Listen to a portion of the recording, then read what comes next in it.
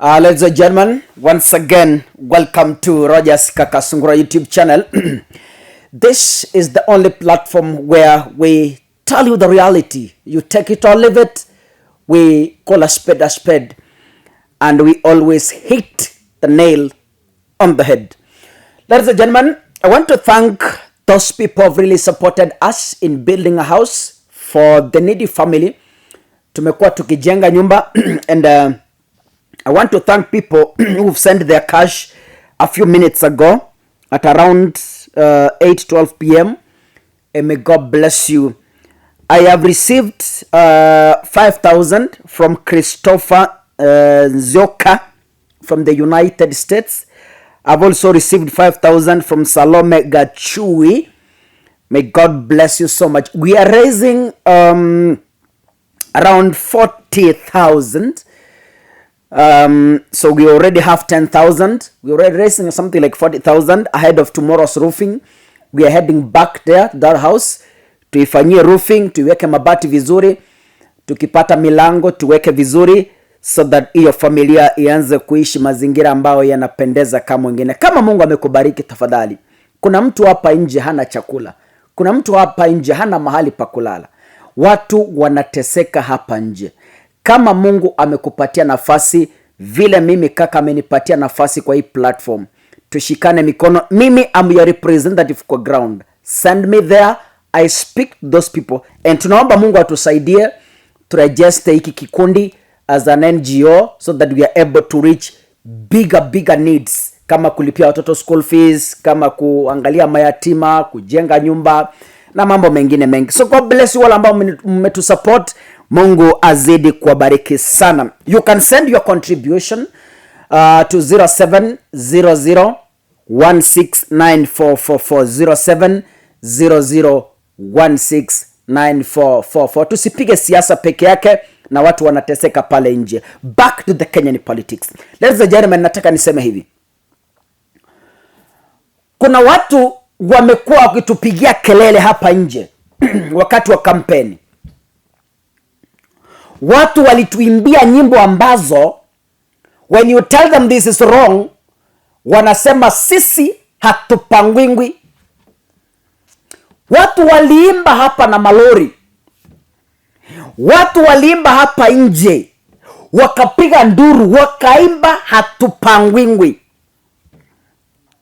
Juzi wakati cabinet secretary walikuwa wanapiwa msasa, personally I raised concern on this very platform.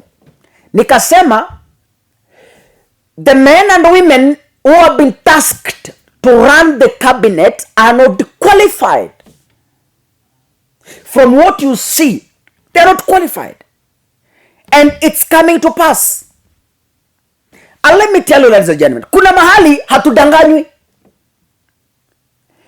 Kuna mahali tunadanganywa. Kuna mahali hatuambiwi ukweli. Leo hii wabunge wa William Ruto wamekuwa na press conference bunge, na wanasema they want to know, they want to be explained to how GMO found its way in Mombasa before even gazettement, before due procedure has been followed. Let me tell you guys. Nani alileta GMO? Ni Moses Kuria? No. Moses Kuria is a vessel, because he is the minister for trade. Kuna kitu nataka uelewe hapa Mkenya, na tusibebane ujinga. Let's call a spade. Tuambiane ukweli bila kufichana.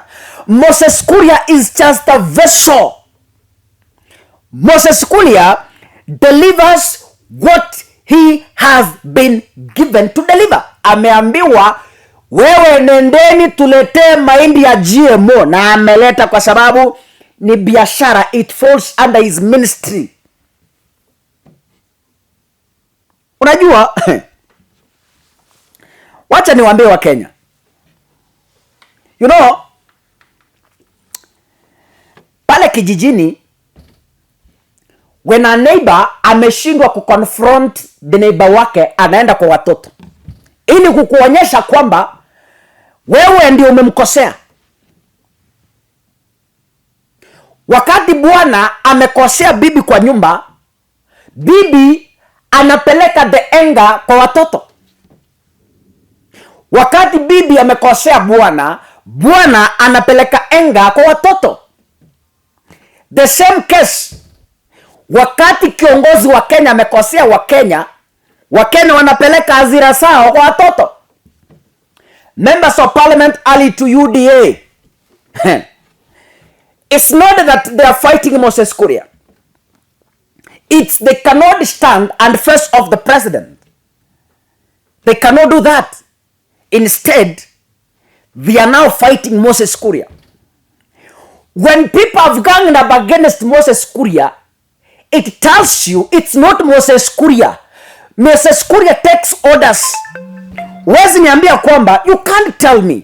Wezi niambia kwamba Moses Kuria in his own senses will wake up one day without consulting the president, aende aagize, kwani anatumia pesa yake, anatumia pesa ya serikali, and who approves that? The president. Musitubebe. Tuambiane ukweli wana UDA. Musitubebe hapa. No. Let's call a spade a spade. Leo wamesimama members of parliament wote wa UDA, paka kina Toto ninaona pale. Nimeona kina Didmas Barasa. Nimeona Senator Cherargei. Nimeona watu wengi wa UDA pale. Atu wako na mkutano. They are castigating Moses Kuria. They are not castigating Moses Kuria. They are castigating the president. It's only they can't face him directly, wamwambie this is it. Tafadhali, mimi nataka niwapatie advice wabunge wa UDA. Muache kutusumbua. Muache kutusumbua. Sisi, we can comfortably afford unga at even 500. Muache kutusumbua tafadhali. We have serious issues to deal with. Sisi, kampeni ilisha mkasema hamupangwingwi. This time round, tafadhali, kelele yenu peleka Uganda. Kelele yenu peleka Tanzania. Kelele yenu peleka Rwanda. Next time, we are calling on Kenyans to kuja baka bunge, tuwatandike proper. Kampeni ilisha tunafikiria mambo ya kudevelop nchi yetu. Tunadevelop vile tunalipia watoto wetu school fees. Tunafikiria mafuta vile tunaendesha biashara zetu. Sisi kama Wakenya, sisi kwa sababu wanasiasa hawakusaidi. We are at peace. Please. Sisi tumetulia.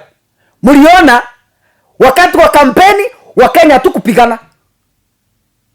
Wakati matangazo yaliletwa Wakenya hatukupigana.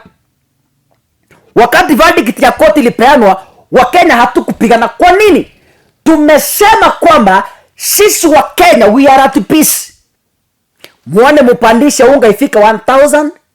Muone mupandishe 1 petrol ifike 2000. Muone mfanye vile mnafanya. Kenyans we are comfortable, please. Hatuwalili mtupatie pesa. So, na nyinyi chungeni msitulete. Nazungumza na wabunge wa UDA, msitulete hapa.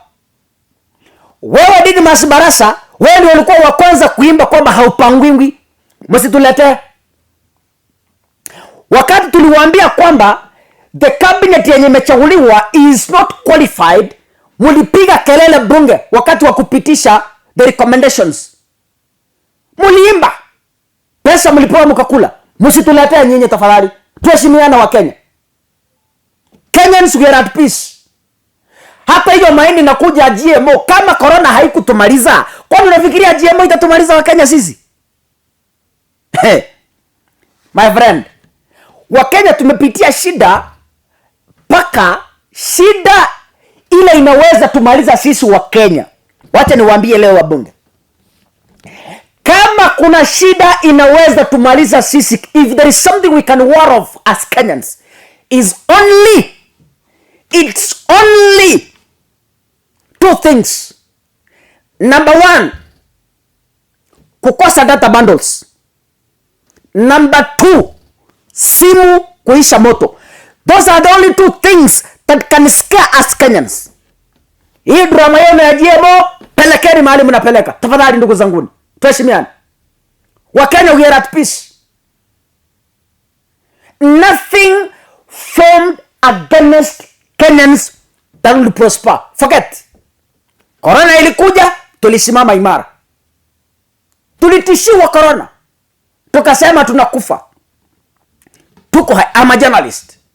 Mimi nilikuwa ninatembea na patients wa corona kwa ward kwa sababu tulikuwa tunafanya stories. Na haikuniguza. I really thank my God.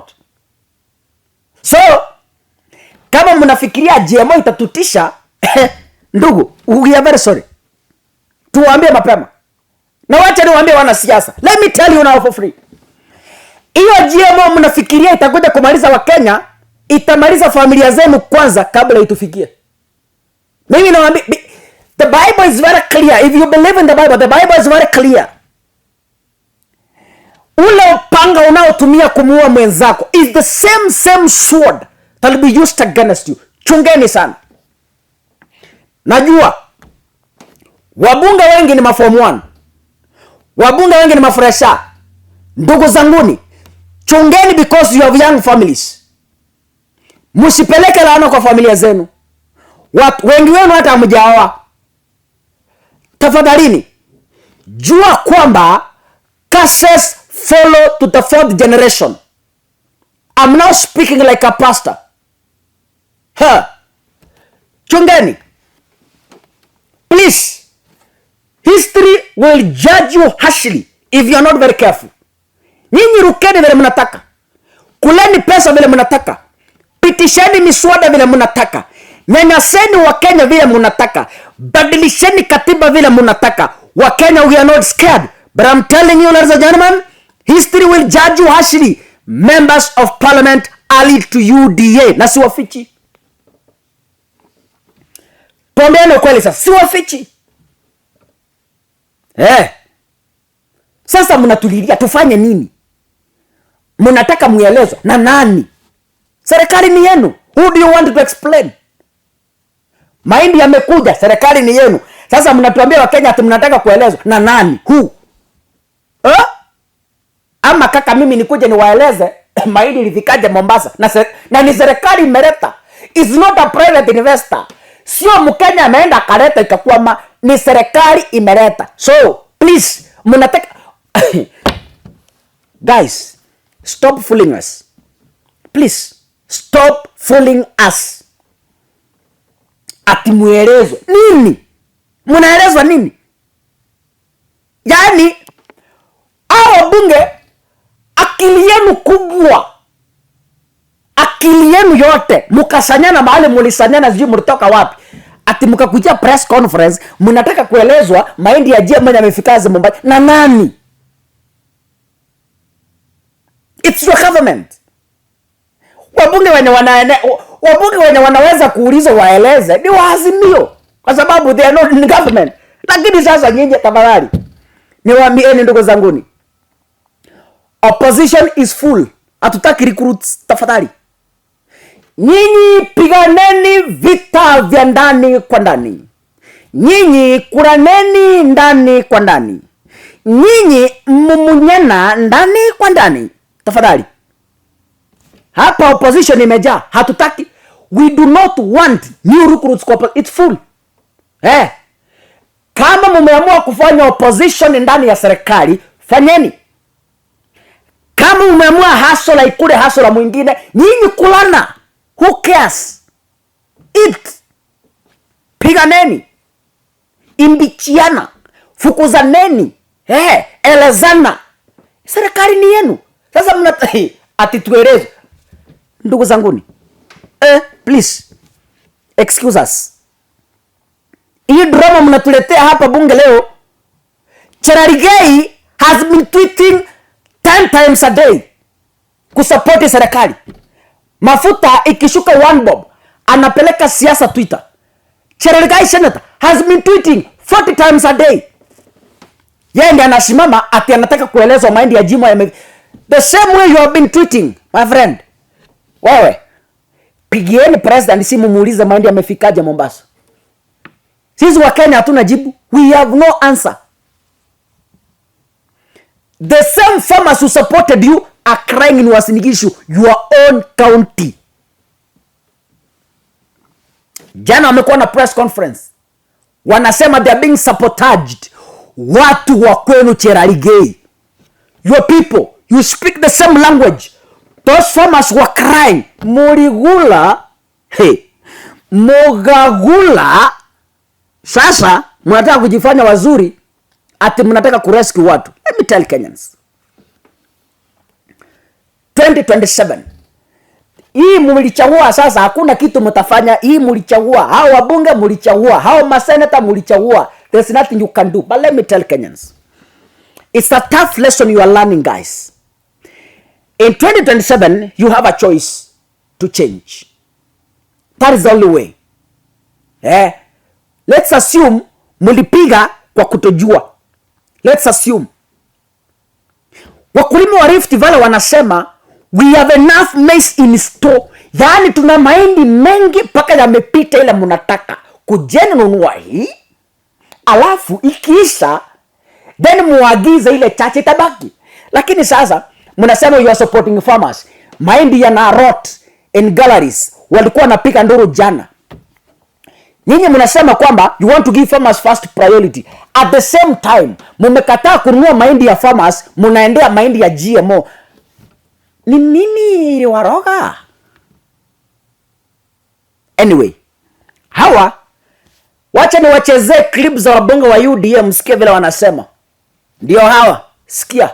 Tuko na akili ya kutosha ya kuhakikisha kwamba hakuna mahindi gushi ambayo inaletwa katika nchi ya Kenya na serikali, na tuweze kumuuliza waziri wetu wa biashara Mheshimiwa Moses Kuria asikuwe na hasira sana na Wakenya.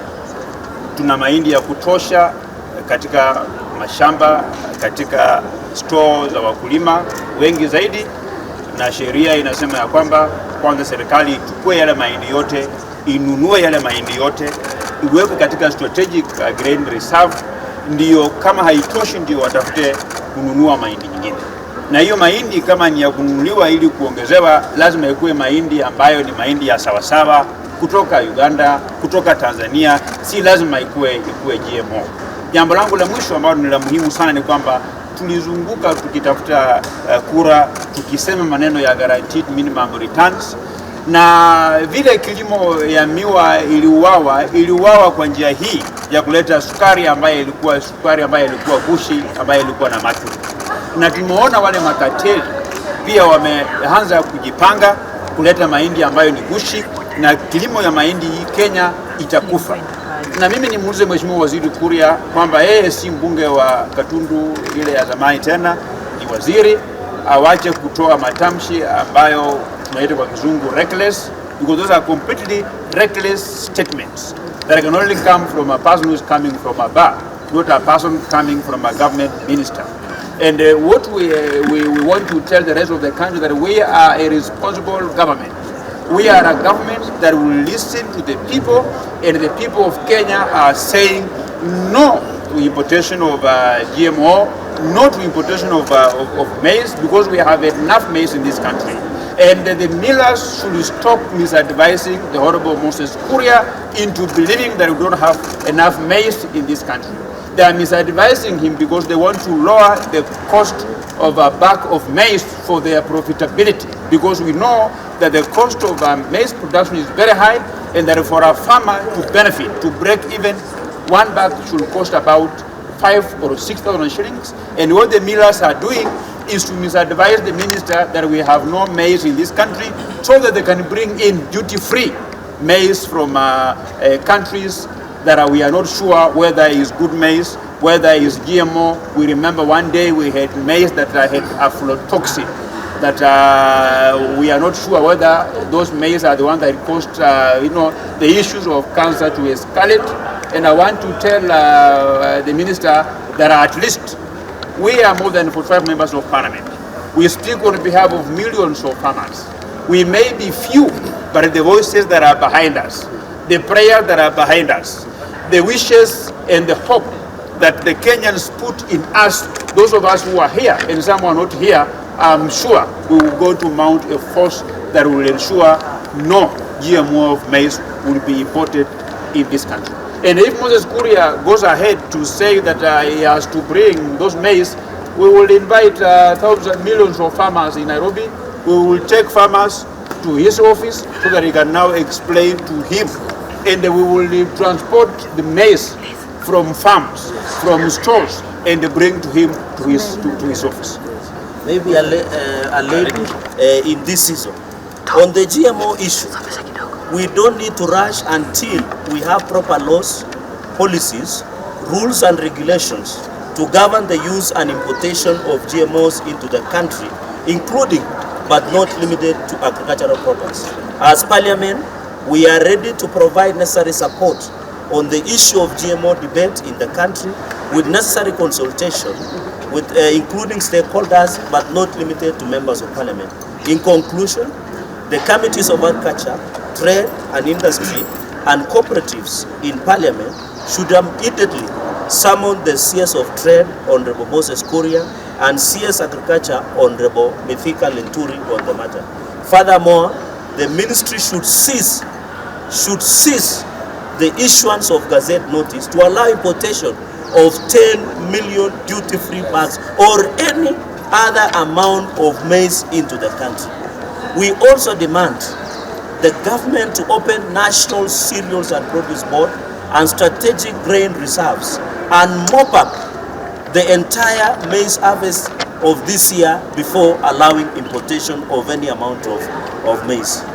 Finally, we call upon the government to freeze the importation of maize into the country until April 2023, when we have a clear deficit on how many bags to import into the country. So allow me to allow Didmas Barasa to say it in Kiswahili.